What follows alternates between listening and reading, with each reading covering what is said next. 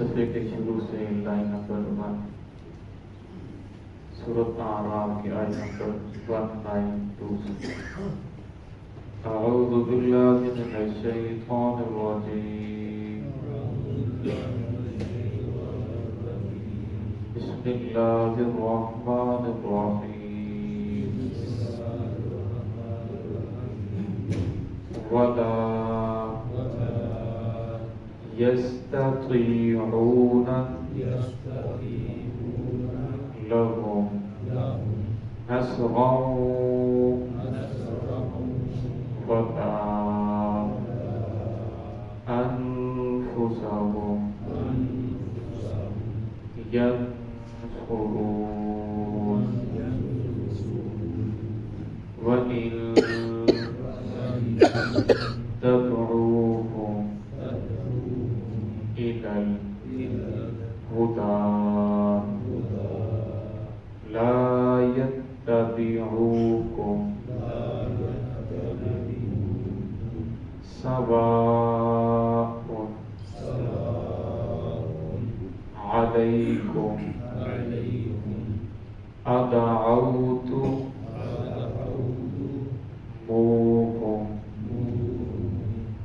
أم أنتم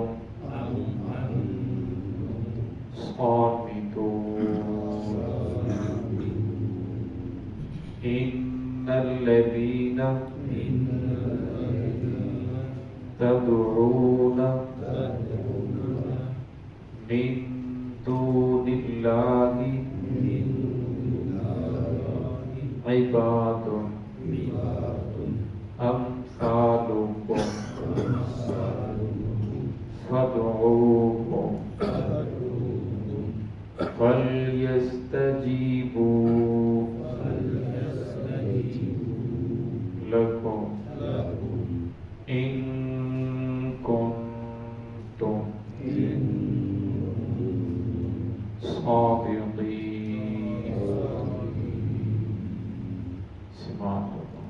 بسم الله الرحمن الرحيم ولا يستطيعون لهم نصرا ولا أنفسهم ينصرون وإن تدعوهم إلى الهدى لا يتبعوكم سواء عليكم أدعوتموهم أم أنتم صامتون إن الذين تدعون من دون الله عباد أمثالكم فادعوهم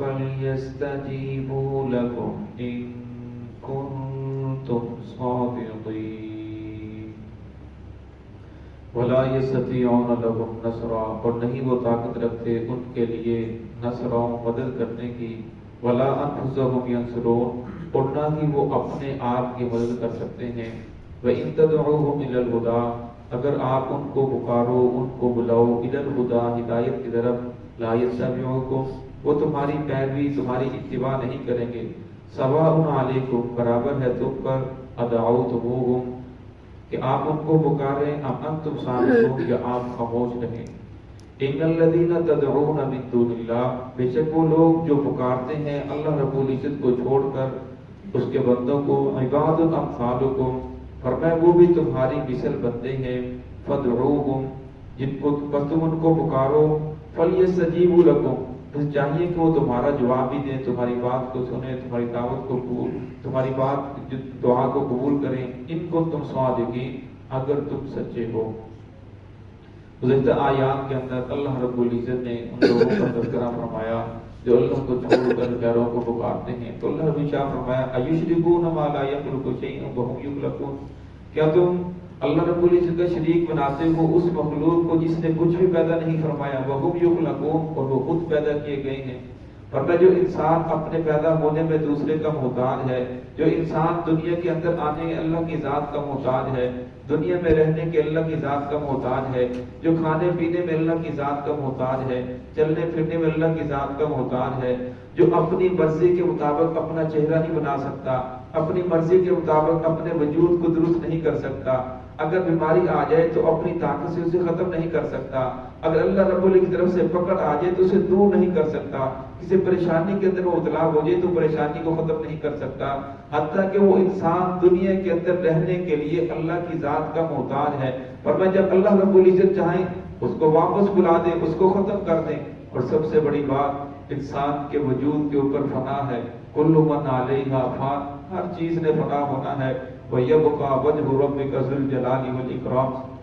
فرمایا باقی رہنے والی ایک اللہ رب العزت کی ذات ہے. فرمایا جب ہر چیز کو فنا ہے, باقی رہنے والی اللہ کی ذات ہے, فرمایا تم اللہ کو چھوڑ کر پھر اوروں کو کیوں پکارتے ہو, اوروں کو خدائی کا درجہ کیوں دیتے ہو.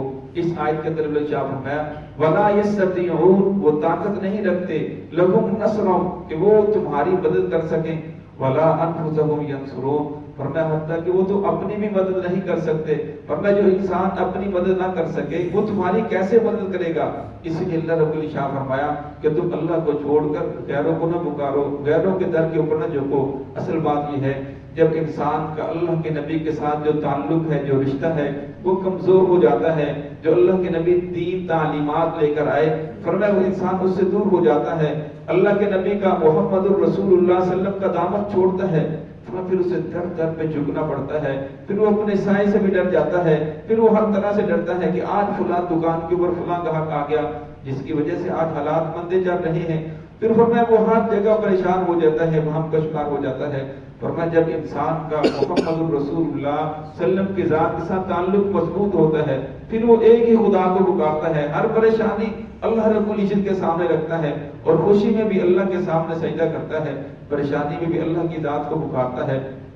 پھر فرمایا دنیا کی کوئی طاقت اس انسان کو پریشان نہیں کر سکتی. دنیا کی کسی طاقت سے وہ انسان ڈرتا نہیں ہے سوائے اللہ رب العزت کی ذات کے. یہاں بھی اللہ رب العزت فرمایا وَإِن تَدْعُوهُمْ إِلَى الْهُدَىٰ, فرمایا اب ان کی حالت یہ ہو چکی ہے, ان کے دل اس طرح مردہ ہو چکے ہیں, اگر آپ ان کو دعوت دیں, ان کو پکاریں ہدایت کی طرف, لَا يَتَّبِعُوكُمْ, فرمایا وہ تمہاری پیروی نہیں کریں گے, تمہاری بات کو نہیں مانیں گے. سواء علیکم, برابر ہے تم پر, ادعوتموہم, کہ آپ ان کو دعوت دیں, ان کو پکاریں, ام انتم صامتون, یا آپ خاموش ہو جائیں. فرمایا جب انسان کا دل مردہ ہو جاتا ہے, فرمایا پھر دل کے اوپر نیکی کی بات اثر نہیں کرتی. ایک انسان سو جائے, دل زندہ ہے لیکن انسان سو جائے, فرمایا وہ ہر چیز سے غافل ہو جاتا ہے, اسے کچھ پتہ نہیں ہوتا. ایک انسان فرمایا اس کا دل ہی مردہ ہو چکا ہے, پھر وہ سننے کے لیے بھی تیار نہیں ہے, اور فرمایا وہ سیدھے راستے کے اوپر آنے کے لیے بھی تیار نہیں ہے. فرمایا آپ اسے کیسے سیدھے راستے کے اوپر لا سکتے ہیں.